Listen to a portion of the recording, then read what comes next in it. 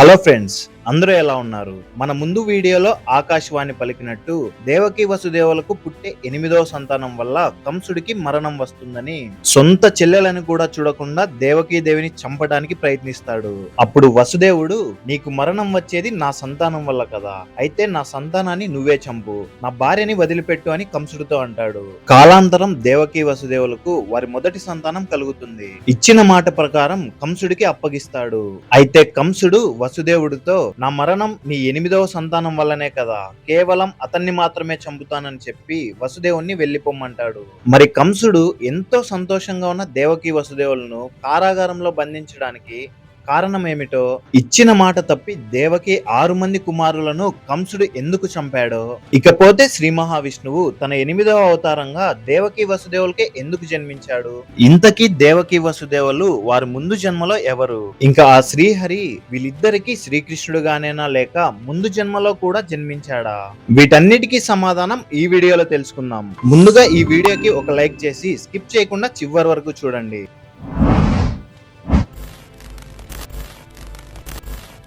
ఒకరోజు నారదుడు పని కట్టుకొని మరీ కంసుడి దగ్గరకు వచ్చి ఇలా అంటాడు, రేపల్లెలో ఉన్న యశోద, నందుడు, వసుదేవుడు, దేవకి ఇంకా వారి బంధువులందరూ కేవలం మానవులు కారు. వాళ్ళందరూ దేవతల అంశతో భూమిపైన జన్మించారు. కానీ నువ్వు మాత్రం రాక్షస స్వభావం కలిగి ఉన్నావు.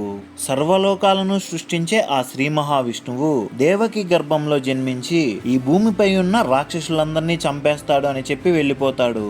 అంతేకాకుండా నారదుడి ద్వారా కంసుడు తన పూర్వజన్మలో శ్రీ మహావిష్ణువు చేతిలో చనిపోయిన కాలనేమి అనే రాక్షసుడని తెలుసుకుంటాడు.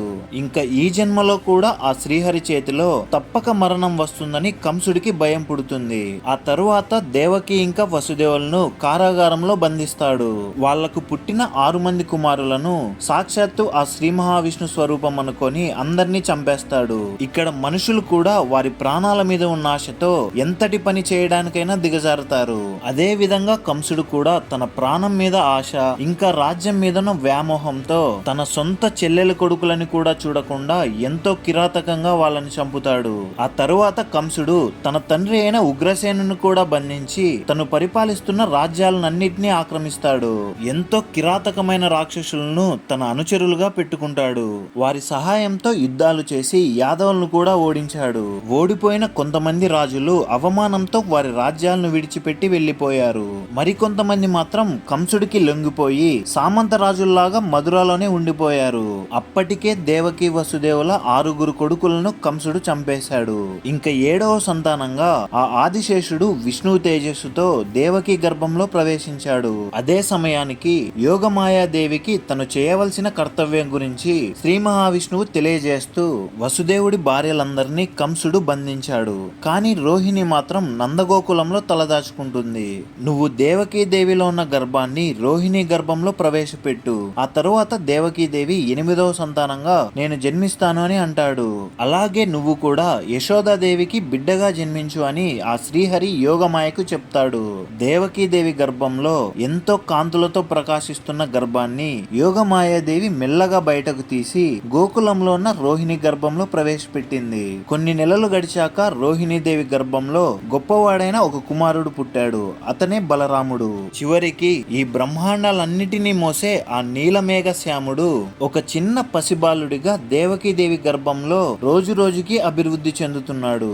అనుకోకుండానే ఏ కారణము లేకుండా ఈ భూమి మీదున్న రాక్షసులకు ఇంకా కంసుడితో సహా ఏదో తెలియని భయం పుడుతుంది. తన చెల్లెలి గర్భం నుంచి వస్తున్న కాంతులు చూసి కంసుడికి ప్రాణభయం మొదలైంది. కంసుడి ప్రాణం కాపాడుకోవడం కోసం దేవి ప్రసవించక ముందే తనను చంపేద్దామని కంసుడు ఆలోచిస్తున్నాడు. ఒకవేళ అలా చేస్తే ఆడబిడ్డను చంపినందుకు తన కీర్తి ఇంకా ఆయువు అన్నీ నశించిపోతాయి. దానవరాజైన కంసుడు గర్భవతి అయిన చెల్లెల్ని చంపాడన్న పాపాన్ని మోస్తూ బ్రతకడం కూడా ఒక బ్రతుకేనా అనుకొని ఆ రోజు ఆకాశవాణి పలికినట్టు దేవకి అష్టమ గర్భం వల్లనే నాకు మరణం సంభవిస్తుంది అనుకుంటే పుట్టిన వెంటనే చంపేస్తాను అని లేని ధైర్యాన్ని తెచ్చుకున్నాడు. అప్పటి నుంచి కంసుడు ఏం చేస్తున్నా కూడా ఆ శ్రీ మహావిష్ణువు చేతిలో మరణిస్తానన్న భయంతో ఒక గొప్ప భక్తుడిలా ఆ హరినామాన్ని స్మరిస్తున్నాడు. ఏ శబ్దం వినిపించినా విష్ణువే వచ్చాడని భయంతో వణికిపోతున్నాడు. ఒకవైపు దేవకీదేవి ప్రసవ సమయం దగ్గరకు వచ్చింది. బ్రహ్మ పరమేశ్వరులతో పాటు మిగతా దేవతలు కూడా కారాగారంలో ఉన్న దేవకి దగ్గరకు వచ్చి విష్ణుమూర్తిని ప్రార్థిస్తూ, ఇప్పటి వరకు ఎన్నో అవతారాలలో రాక్షస సంహారం చేసి ధర్మాన్ని రక్షించావు. ఈ అవతారంలో కంసుడితో మొదలుపెట్టి మిగతా దుర్మార్గులను అంతం చేయడానికి బయటకు రావయ్యా అని స్మరించారు. దేవతలందరూ దేవకీదేవిని చూస్తూ, తల్లి, నీకు పుట్టబోయేది సాక్షాత్తు ఆ శ్రీ మహావిష్ణువు. కంసుడి వల్ల నీకు ఎటువంటి భయము ఉండదు. ఈ లోకమంతా సంతోషించే విధంగా శ్రీహరి రేపు పుట్టబోతున్నాడు అని చెప్పి దేవకిని దీవించి వెళ్లిపోతారు. వాళ్ళు చెప్పినట్టే మరుసటి రోజు దేవకీదేవికి పురిటి నొప్పులు మొదలవుతాయి. అర్ధరాత్రి సమయంలో ఋషులు యాగాలు చేస్తుండగా గ్రహాలు నక్షత్రాలు అన్ని శుభస్థానంలో ఉన్నప్పుడు ఆ లోకపాలకుడు దేవకీ గర్భం నుంచి బయటకు వస్తాడు.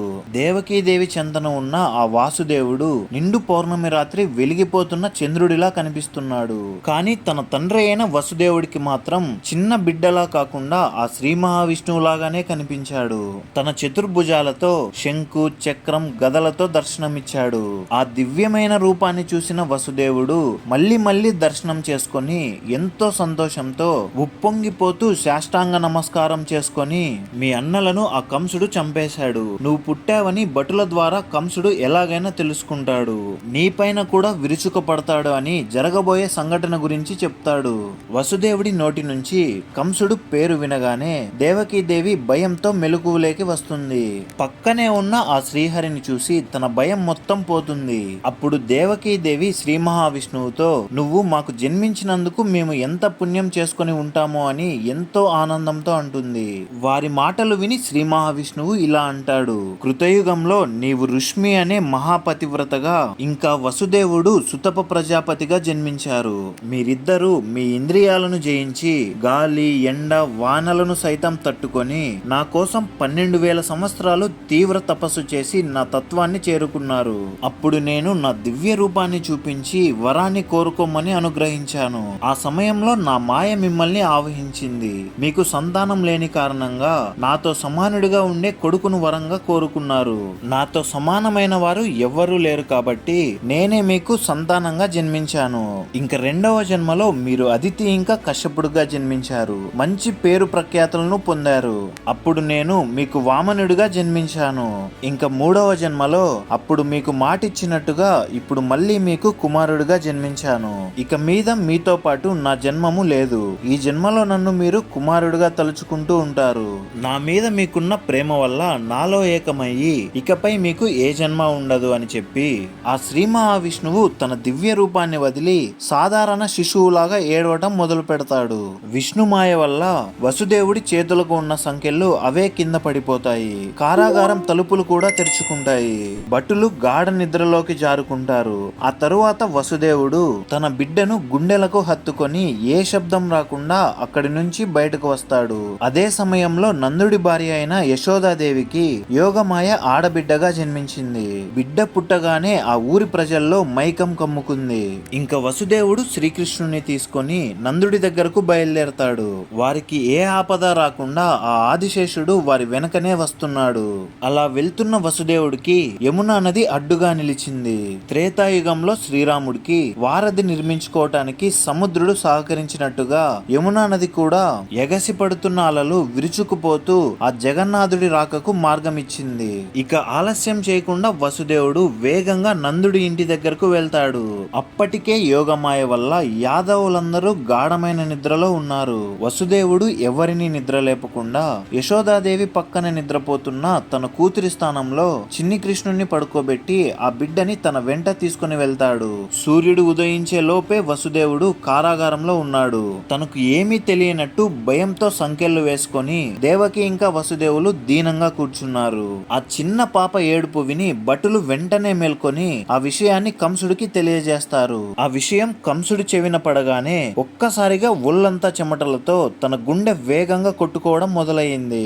ఇంకా భయంతో కంసుడు వణికిపోతూ ఆ బిడ్డను చంపడానికి పరుగులు పెడతాడు. కంసుడు ఆ చిన్న పాపను చంపడానికి ప్రయత్నిస్తుంటే దేవకీదేవి కంసుడితో, అన్నా, మేనల్లుడైతే నిన్ను చంపుతాడు, కానీ మేనకోడలు కాదు కదా. ఇంతకు ముందే నా 6 కొడుకులను చంపేశావు, ఇప్పుడు ఆడబిడ్డను కూడా వధిస్తావా అని అంటుంది. ఆకాశవాణి చెప్పినట్టు నా కొడుకు వల్లే నీకు ఆపద కదా, కనీసం నాకు ఈ ఆడబిడ్డనైనా దానం చెయ్యి అని ఏడుస్తూ అంటుంది. ఎంత చెప్పినా వినకుండా కంసుడు ఆ చిన్న పాపని గట్టిగా నేలకేసి కొడతాడు. ఆ బిడ్డ నేలను తాకక ముందే ఒక శక్తి రూపంలో గాల్లోకి ప్రత్యక్షమవుతుంది. తన 8 చేతులలో 8 ఆయుధాలను ధరించి ఉంది. తన ఉగ్ర రూపంలో కంసుని చూస్తూ, దుర్మార్గుడా, ఒక గొప్ప పరాక్రమంతుడు అయ్యుండి కూడా దేవకీదేవి 6 కొడుకులను చంపేశావు. ఇప్పుడు ఆడబిడ్డ అని కూడా చూడకుండా నేలకేసి కొట్టి చంపబోయావు. ఇదేనా నీ వీరత్వం అంటూ నిన్ను చంపే వీరుడు నాతో పాటు జన్మించి మరొక దిక్కున పెరుగుతున్నాడు అని చెప్పి మాయమవుతుంది. యోగమాయాదేవి చెప్పిన మాటలు విన్న కంసుడికి సగం ప్రాణాలు పోయినట్టు అనిపిస్తుంది. బాధతో కృంగిపోయిన దేవకీ వసుదేవులను దగ్గరకు పిలిచి ఎంతో గౌరవంతో, కంసుడు, నేను మీ పసిబిడ్డలను చంపిన దుర్మార్గుడిని. నా ప్రాణాల మీద ఉన్న ఆశతో ఇంకా కోపంతో ఆ పని చేశాను. ఎవరు చెప్పారో కూడా తెలియని మాటలు విని మిమ్మల్ని కారాగారంలో బంధించాను. మీ దయా స్వభావంతో నన్ను క్షమించండి అని కన్నీళ్లు పెట్టి వేడుకున్నాడు. అంతేకాకుండా దగ్గరుండి వారి సంఖ్యలను తీయించి ఎంతో ప్రేమ నటిస్తూ వారితో మాట్లాడుతున్నాడు. ఇంకా పశ్చాత్తాపం పడుతున్న కంసుని చూసి దేవకి వసుదేవులు శాంతించారు. వారిద్దరి అనుమతితో కంసుడు అక్కడి నుంచి వెళ్లిపోతాడు. మరుసటి రోజు కంసుడు మంత్రులను తన సభకు పిలిపించి యోగమాయాదేవి చెప్పిన సంగతి మొత్తం వాళ్లకు చెప్పి ఏదైనా సలహా అడుగుతాడు. అప్పుడు మంత్రులందరూ కంసుడితో ఇలా అంటారు, ఇంకా 1 నిమిషం కూడా ఆలస్యం చేయకుండా ఈ చుట్టుపక్కల ఉన్న రాజ్యాలలో పసిపిల్లల్ని చంపి వస్తాము. మీ చేతిలో ఓడిపోయిన ఎంతో మంది రాజులు మారువేషాలలో మిమ్మల్ని చంపడానికి ప్రయత్నిస్తారు. ముందు వాళ్ళందరినీ చంపాలని పలుకుతారు. వారి మాటలు విని కంసుడు తప్పొప్పులను ఆలోచించకుండా బ్రాహ్మణులను ఇంకా అమాయక ప్రజలను చంపటానికి తన దగ్గర ఉన్న ఎంతో మంది రాక్షసులను పంపుతాడు. ఆ రాక్షసులు చుట్టుపక్కల ఉన్న రాజ్యాల మీద విరుచుకుపడతారు. ఒక్కొక్కరిగా వెతికి అమాయకులను హింసించారు. అలా చేయటం వల్ల ఆ రాక్షసులు వారి ఆయువు, ధర్మం, కీర్తి ఇలా అన్నిటినీ కోల్పోయి వారికి వారే చేతులారా నాశనం చేసుకున్నారు. నా నెక్స్ట్ వీడియోలో కంసుడు చిన్ని కృష్ణుని ఎలా కనుక్కున్నాడు, అలాగే ఎంతమంది రాక్షసులతో శ్రీకృష్ణుని చంపడానికి ప్రయత్నించాడో తెలుసుకుందాం. వీడియో మిస్ అవ్వకుండా ఉండటానికి మన ఛానల్ ని సబ్స్క్రైబ్ చేసుకొని నోటిఫికేషన్ బెల్ ని ఆన్ చేసుకోండి.